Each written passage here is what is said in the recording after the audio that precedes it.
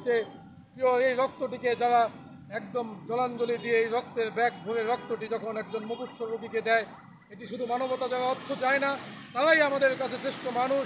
এই জন্য আমরা এই মানুষদেরকে শ্রেষ্ঠ মানুষ বলেছি, যারা নিজেকে বিলিয়ে দিয়ে নিজের রক্ত শূন্য করে দিয়ে তারা এই সত্যি আমরা এই শ্রেষ্ঠ মানুষগুলো আস্তে আস্তে শ্রেষ্ঠ মানুষগুলোকে চারিত্রিকভাবে, মানসিকভাবে, শিক্ষাগতভাবে সব দিক থেকে একটি যোগ্য নাগরিক করে তুলব।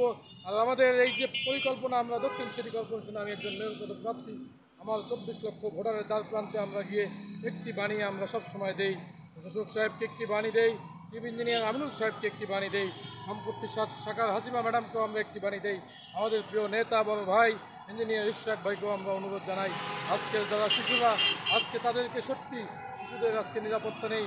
আজকে যদি আপনি দেখেন এই মুহূর্তে একটি প্লেন উপর দিয়ে উড়ে যায়, তখন আমরা চিৎকার করে আতঙ্কিত হব, তখন প্লেনটি পড়ে গিয়ে আমাদেরকে পুড়িয়ে দেয় কিনা, আমাদের একটি ভয় একটি ঢুকিয়ে দিয়ে গেল। আমরা এই জন্য আমরা আজকের এই ব্যানারটি করেছি।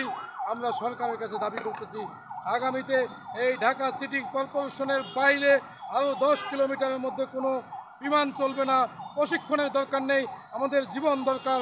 প্রশিক্ষণের যদি দরকার হয়, হাজার হাজার বিঘা জায়গা আছে, এই বিঘা জায়গার উপর আপনারা কত প্রশিক্ষণ করেন, আমরাও প্রয়োজনে এই বয়সে প্রশিক্ষণ দিতে যাব। শিশুরা প্রশিক্ষণ দিয়ে পাইলট হবে। এই পাইলটের সত্যি পরিবারকে আমাদের কোনো মানুষ ইচ্ছাকৃতভাবে কোনো দুর্ঘটনা ঘটায় না। আজকে নববিবাহিত একজন পাইলট জীবন দিয়ে চলে গেল, তিনি বিমানটি রক্ষা, তাকে নিয়েও আজকে গুজব ছড়াচ্ছে। আজকে দেখলাম আমরা একজন লিখেছে যে লাশটি সেনাবাহিনী বলেছে পাইলটের, আমি অনলাইনে দেখলাম বলতেছে না পাইলট টেক আপ করেছে, সে একটি ছাদে পড়েছিল, তাকে অন্যভাবে মৃত্যু। কত গুজবকারী! এই গুজবকারীদেরকে হুঙ্কার দিয়ে বলতে চাই, আপনারা দেশদ্রোহী, আপনারা রাষ্ট্রদ্রোহী। আপনাদেরকে আঙ্গুল তুলে বলতে চাই, প্রয়োজনে এই মসজিদের ইমাম সাহেবকে সাথে নিয়ে আমরা আপনাদেরকে প্রতিহত করব। আপনারা দেশের মানুষকে ভালোবাসুন, দেশকে ভালোবাসুন। দেশকে ভালোবাসা, দেশের মানুষকে ভালোবাসা, আল্লাহকে ভালোবাসার মতো। শুধু দর্শক, নতুন প্রজন্মের রাজনৈতিক নেতা, তার বক্তব্য কি বলিষ্ঠ, এবং এরাই আগামীর ভবিষ্যৎ। এরাই যদি রাজনীতিতে আসতে পারে তাহলে দেশের জন্য এরাই কাজ করতে পারবে।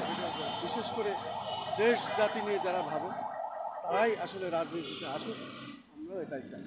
আমি খন্দকার মাসুদ জামান, আমার চ্যানেলগুলির পক্ষ থেকে আমি ধারাবাহিক এই ধরনের কাজগুলি দেখে থাকি। ঠিক তার ধারাবাহিকতায় আজ একটি নতুন রাজনৈতিক দলের রাজনৈতিক নেতার সংক্ষিপ্ত সাক্ষাৎ গ্রহণ করা।